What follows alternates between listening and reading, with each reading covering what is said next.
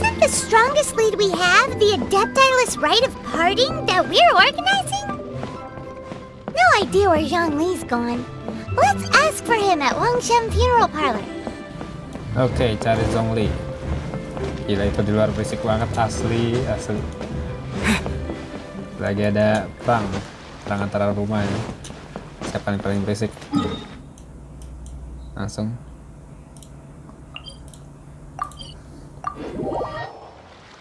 Is there anything I can do for you two? I'm afraid that Wangsheng Funeral Parlor isn't in the best state to receive guests. We've come to see Zhongli. Could you please tell him we're here? Unfortunately, Zhongli isn't here at the moment. It seems he went to Northland Bank. Doesn't the Northland Bank belong to the Fatui? Last time we saw Zhongli was before we went to the Golden House. Do you think he doesn't know about the attack on Liyue? Visiting the Fatui at a time like this could only mean more trouble. We had better go and make sure that everything is okay. Zhongli itu dia bukan ini. Zhongli dia bukan Fatui ya, baru tahu gue nih. Langsung ke sini. Oke, udah nyampe. You call this cooperation between harbingers? Cooperation involves communication, you know. Don't take it to heart, child. Besides, aren't you happy that you got to skip the formalities and bring chaos to the land? I'm sure you must have enjoyed that. Oh, it seems that some of your friends have arrived. Hey, it's Zhongli and Child. And you're also one of the harbingers? Signora. It's you two. I believe we've met once before. In the city of Bards, was it? I'm glad you still remember my name. Ah, right. I imagine that it must have been rather hard to forget watching helplessly as something precious was snatched away from your friend. Tarik nafas, tenanglah. Well, if it isn't you two. This is our first time seeing each other since Liyue was nearly wiped off the map. This is certainly a bit awkward, wouldn't you say? Paimon knew that we should never have trusted a Fatui harbinger. Oh, now don't say that. Sure, I may have misled you, but I never had anything against you personally. Besides, I thought we were getting along quite well together, didn't you? Except for that little tussle we had at the end. Nothing personal. We just have different views, that's all. Of course, you may very well hold this against me, but that's up to you. The real deceivers here are Senora and Zhongli. Curse them for leading me on. Zilda ditipu oleh Zhongli, Signora dan Zhongli. So actually, I think... Stop wasting time, child. There'll be plenty of time to chat once I'm through here. You remember the agreement, Morax. Now, if you would be so kind. The Gnosis, please. The Gnosis? What in the world are you talking about?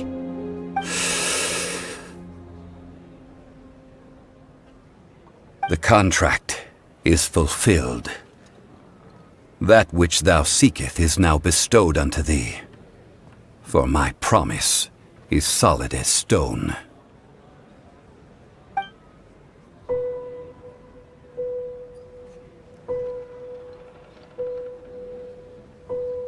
How sanctimonious. Jadi Rex Lapis adalah Zhongli, meskipun aku sudah menduga sebelumnya. What? So you're the Lord of Chiao? No, wait! That's an exciting twist and all, but why give the Gnosis to the Fatui? I do not give it for free. I give it as agreed upon in the contract, for it is a matter solely between the Tsaritsa and I. Aku tidak paham maksudmu. Lalu kenapa kamu memasukkan kematianmu? Yeah, you don't think you went a little bit too far with that whole fake death thing? Everyone was preparing the ceremony for you and splat! This big dragon falls out of the sky and all of Liyue goes into an uproar. Talk about a disaster. gathering all the forces that had been bubbling behind the scenes, and then stirring them together in a pot that was bound to boil over. That's what he wanted to see, am I right? Wait, what? Perhaps it's best that I explain. As you know, I've dwelt upon this world for more than 6,000 years. I witnessed the founding of Liyue, together with the Adepti 3,700 years ago. Even boulders that can withstand whirlpools will erode with the passing of time. Until one drizzly day, as I was strolling along the harbor, I heard a merchant tell one of his workers, "You finished your duties. Go ahead and call it a day." I stood motionless among the crowds, asking myself, have I already finished my duties? Oh, Zhongli. But as I began to consider relinquishing my divine role, I soon discovered that many reasons still remained to not hastily depart. Was Liyue, the city I had dwelt in for so long, already prepared to enter its next age? I decided that a test was needed in order to reveal the answer. So I feigned my own death, and gathered the cast of Child, the Adepti, and the Liyue Qixing to play their roles together on the stage that was Liyue.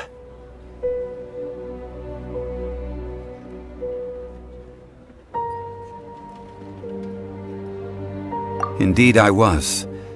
The gnosis which I had kept for so many years suddenly seemed to have lost its meaning. That's right, which is why I continued to safeguard the gnosis until now. So you mean that if the chaos ever reached the point of no return, you would simply appear and use your divine powers to bring Liyue back under control? Of course, and it would have been all too easy for him too. Just as a child quickly matures after losing their parents, so has Liyue matured when faced with the death of its deity. I was pleasantly surprised with the finale of the show that you all put on. Why, you even deserved an encore.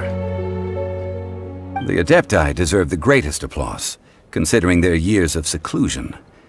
They hardly recognized the city, yet faced with such a crisis, they exerted the greatest amount of restraint. Not only did they manage to cooperate with the Qixing, but in the end, they even tried to understand the heart of the people. And hats off to the emissary dispatched by the Cryo-Archon to fulfill our contract, Signora. She managed to keep everything she knew in strict confidence, far from the eavesdropping ears of her colleague Child, just as I had requested. All the while, I carried on as Zhongli, and fulfilled the traditions of Liyue in this mortal form. Thank you for walking that path with me, traveler. These things were all a part of my script. The only unforeseen plot twist was the conduct of the Liyue Qixing. I had expected them to do no more than the Adepti, to come to the defense of Liyue. But when all was said and done, they seized the opportunity to supplant Liyue's divine protectors, and used the subsequent power vacuum left by my death to quickly gain complete control of Liyue. Huh? That doesn't sound good at all! Ha! On the contrary, I think it is excellent. I had always feared that it was too soon for them to take over from me, and it was also that which I longed for the most. As such, this is the best parting gift anyone could have given this god of old.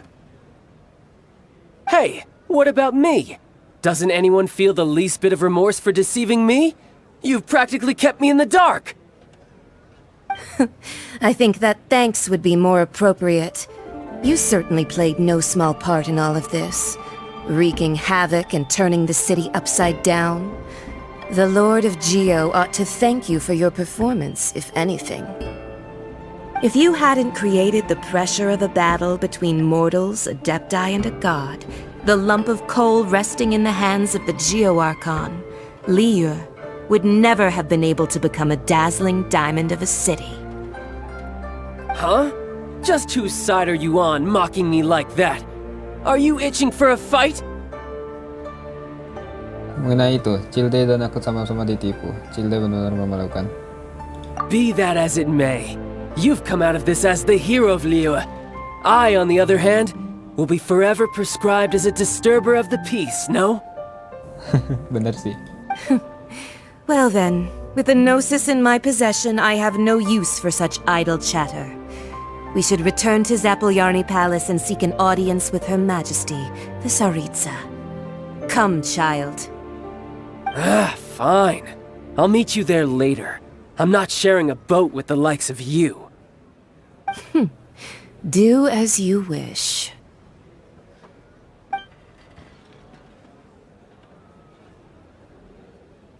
Now then, is there anything else you wish to ask me?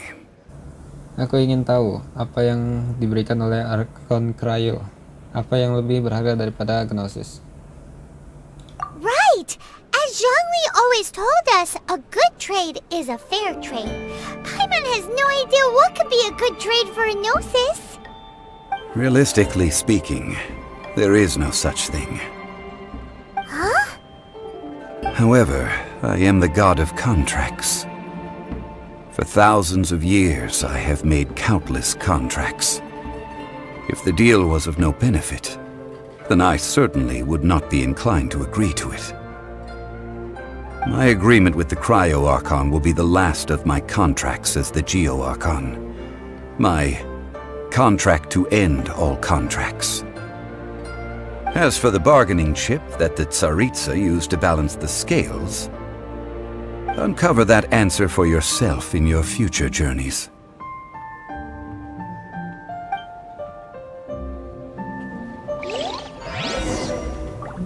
Tilgakan Northland Bank. Coba ngomong lagi sama Zhongli.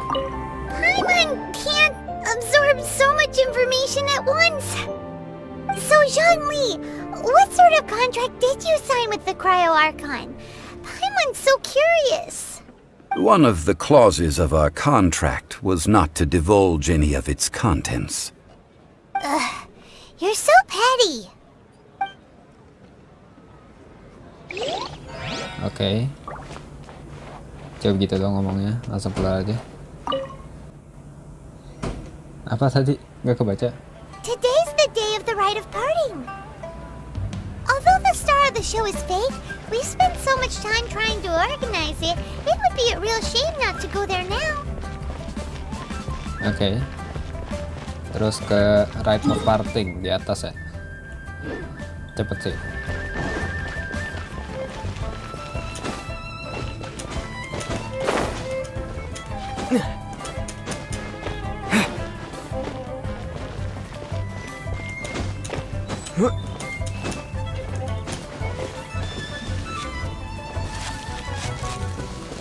Ngomong sama orang. Well, since we're going through with this rite of parting, I guess it means that those rumors hit the nail on the head. So Rex Lapis is really... But they didn't catch the culprit, did they? Oh, come on. Do you think that the assassin could have been a normal person? You know what I think? I don't think any of the gossip on the streets you hear from those shady types is worth anything. There's only one real possibility in my mind. I've heard that the assassin was that Fatui fellow. Youngish, pretty high in rank. I think they called him Child. The Fatui?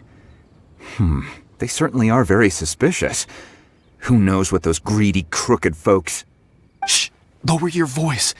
If the Fatui catch you in their sights, Rex Lapis won't be around to protect you this time.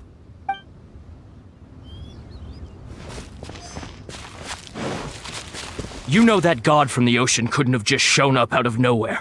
I mean, it's been 2,000 years since Rex Lapis subdued it.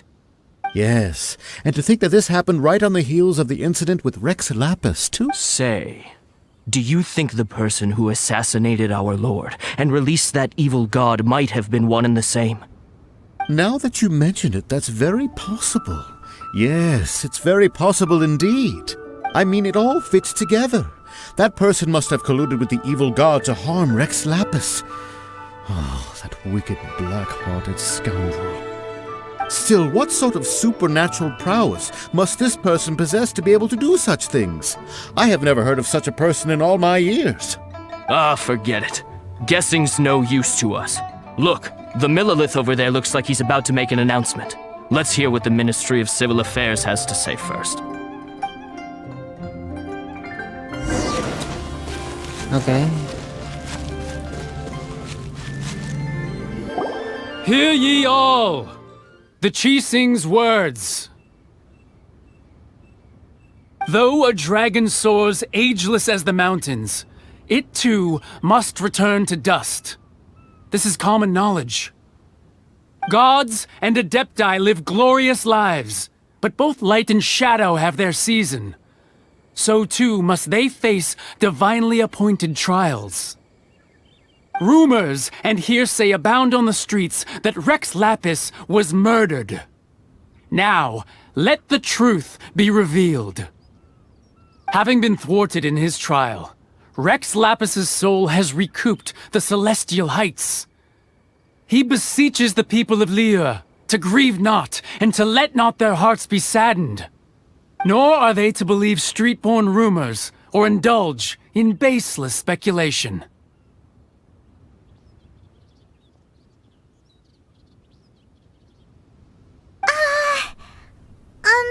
Paimon needs a translation on what the Chising's announcement said. Mereka bilang Rex Lapis tidak dibunuh. Mereka bilang Rex Lapis hanya naik ke surga. So that's how they're spinning it. Something feels off. Why would they suddenly give up looking for the murderer? Not to mention how this excuse sounds like something they just made up on the spot. Could the Chising already have known that Rex Lapis wasn't dead? But Zhongli said that neither they nor the Adepti knew anything. Did Zhongli tell them in secret after his gnosis changed hands? Masuk akal. Exactly, right? Ooh, seems like the rite of parting has been going on for a while now. Let's go have a look.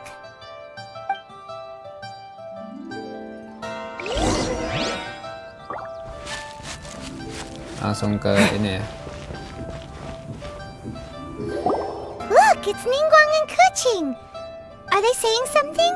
Are there speeches over? As said previously, Rex Lapis's soul returning to the heavens is the end of the contract. And it is also the end of an era. 3,700 years of contracts burnt and reduced to ash. We, the people of Liyue, were indeed prosperous. But blinded by our prosperity, we forgot that time can be pitiless. The long, unending dream of our Archon walking among us. Now that we have awoken from our dream, we must learn to say farewell. Will you stand with us as we re-establish our contracts? As we build a new age of prosperity? So concludes the words of Her Eminence the Tianquan. Does Her Eminence the Yuheng have anything to add? Huh? Is she looking this way? Traveler. Yikes! She really is looking our way! Is that the traveler who they say defeated the ancient god? So young. The Liyue Chising always repay their debts. And as you have heard, our eyes see far and our reach is long. Name your price. You deserve that much. Whoa!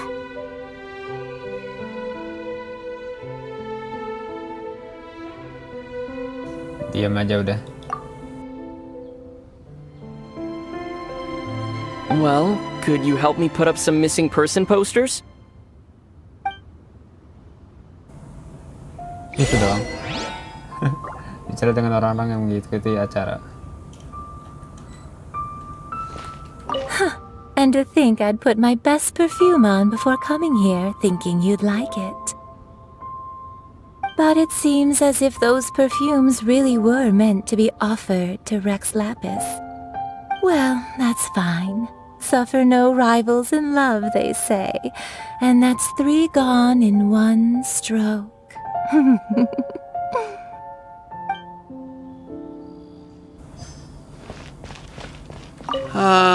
Rex Lapis. Rex Lapis. Now that I think about it, if everyone's of the same mind as me, perhaps mementos for Rex Lapis might be the best short-term business opportunity. Terus siapa lagi ya? Tukang layangan? Nggak ada. Oh, Madam Pink. As for the mortals and adepti of Liyue, what shape shall our relationship take from now on? Cari Zhongli di tempat. Coba ngomong dulu sama Ningguang sama Ganyu. Roping you in was possibly the most masterful move we could have made. I believe that future generations will say so too when our deeds come up for their review. The cleanup of the premises, managing the crowds as they exit, making an account of the rite. There's much that remains to be done. I didn't miss anything, did I? Why, you... Were you just trying to look cool earlier, or are you really that selfless? If you were looking for someone, you could have just told me that in private. Oke. Terus Zhongli ada di situ.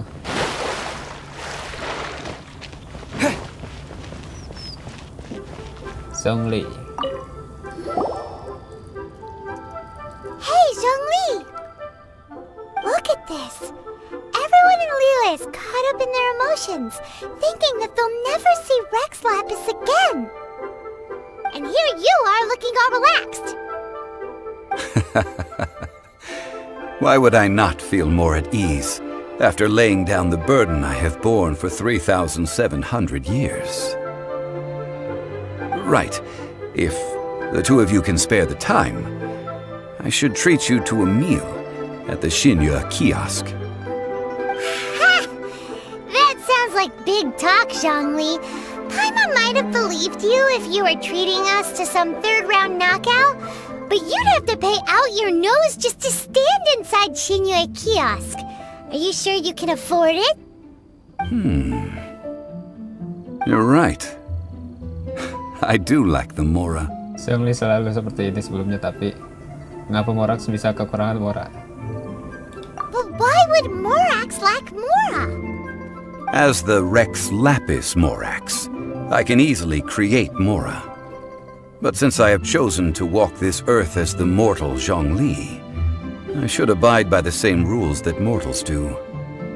When I was journeying with you, though I still had the Gnosis in hand, I knew that I must soon retire from my role as an Archon, so I had to rehearse a little for my new life. Oh, no wonder! Paimon gets it now. You didn't look at the price tags when we were spending because you've never had to.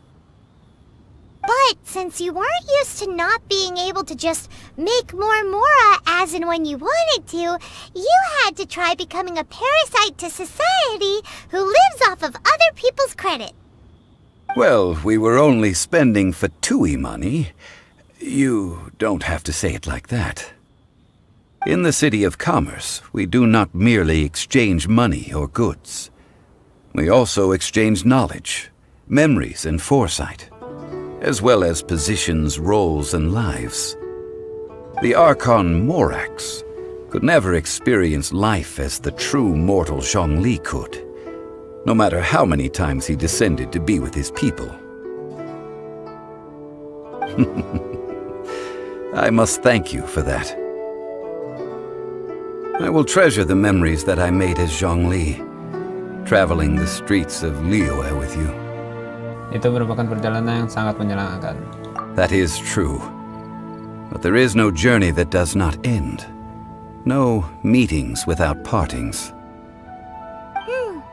Paimon thinks that we should make a move and continue our search for the Seven. I fear that continuing your journey may be difficult. The nation that neighbors Liyue by sea, Inazuma, is presently closed. Terkunci? Siapa dewa yang memimpin Inazuma?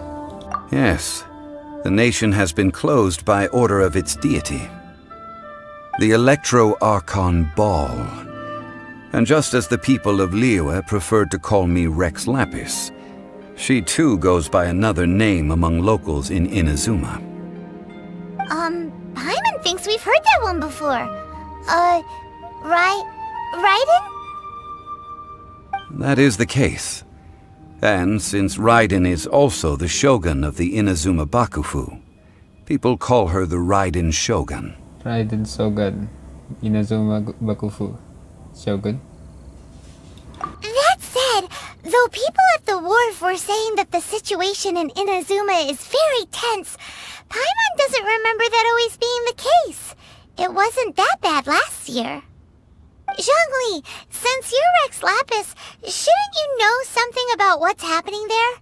Just how did Inazuma become a closed nation? It's because of visions. Visions? When faced with circumstances beyond their control, humans often bemoan their lack of power. But if a person shows true strength of will at a desperate and fateful moment in their life, the gods will look upon them with favor. This is what visions are. Magical foci bestowed upon those who have been acknowledged by the gods. That's how people in Teyvat see it. But starting from last year, the Raiden Shogun began promulgating the Vision Hunt Decree. Vision Hunt Decree? Yes. It was an order to seize all visions within Inazuma's borders, and to inlay them upon the hands of a statue of the 1,000-armed, 100-eyed god. They want to seize visions. But why? Aren't visions blessings from the gods? I should think that in the Raiden Shogun's eyes, it is precisely because they are divine blessings that they should be under the sole dominion of divinity. Whoa, that's harsh. The Animo Archon is the god of freedom, and the Geo Archon is the god of contracts. For her part, the Raiden Shogun is the god of eternity. It seems as though she has finally decided to eliminate any unstable elements that could pose a threat to her eternal realm. The fact that even I, the oldest of the seven, have now passed away, will only strengthen her resolve to pursue eternity. Knowing her, she must have again quoted that adage she is most fond of when proclaiming that decree to her people. 7 ideals for 7 gods. And of these, eternity is nearest unto heaven. Heaven? All right then. Was there anything else you wish to know? Oke, ini bisa nanya dia terus ya, tentang penghakiman suci. That was a good one. Failing a divine trial. How they came up with that excuse, I will never know. That said, the reason why the Qixing were so eager to resolve the incident and stop pursuing the culprit was indeed because they received news in secret that Rex Lapis was not dead. I hinted as much to the Adepti as well. How did I accomplish that, you ask? Have you ever heard of this particularly convenient Adepti art known as gifting dreams and visions? All right then. Was there anything else you wish to know? Yeah, about that. Before the Qixing made their announcement, we listened to a lot of people talking on the way. Most of them put the blame for everything on Child. These are indeed false accusations. But it remains undeniably true that Child did send people to the Jade Chamber to prevent the Adepti and the Qixing from defeating the ancient god. I've heard that Ningguang is busy milking that for all it's worth on the foreign relations front at the moment, browbeating the envoys of the Fatui. Ha! Those poor Snezhnayan diplomats. If it were not for Child's exalted position as a harbinger, I'm certain that they would have shifted all the blame to him and called for his dismissal by now. All right then. Was there anything else you wish to know? The time of the Adepti has long passed. If even the Liyue Qixing don't want to face that truth, then what future is there for Liyue? Kuching is absolutely right in saying this.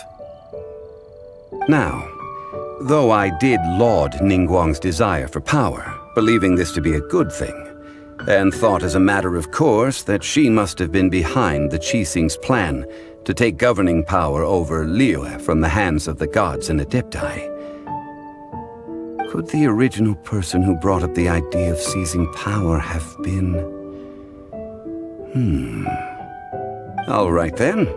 Was there anything else you wish to know? That's right. Zhongli, now that you don't have your gnosis, what's going to happen to all the Mora in Teyvat?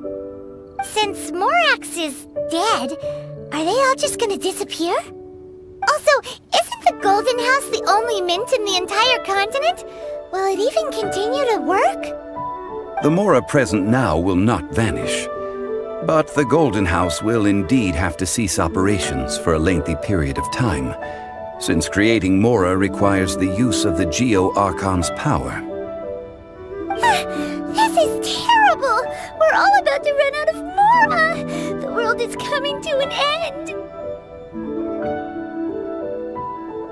Yes, this is indeed a major issue from a financial standpoint. Well, I suppose we'll just leave such troublesome matters to the Liyue Qixing to debate. Then, did you at least set some private funds aside for yourself? Oh, a private fund. This does seem like a good, logical, common-sense idea. It's a shame. What's a shame? It's a shame that I didn't think of it at the time. All right then. Was there anything else you wish to know? Well then, I suppose you'll have to find a way to get inside this closed nation. Have patience. I suspect that some serendipity must first come into play. Oke. Bintang baru yang mendekat. Wow.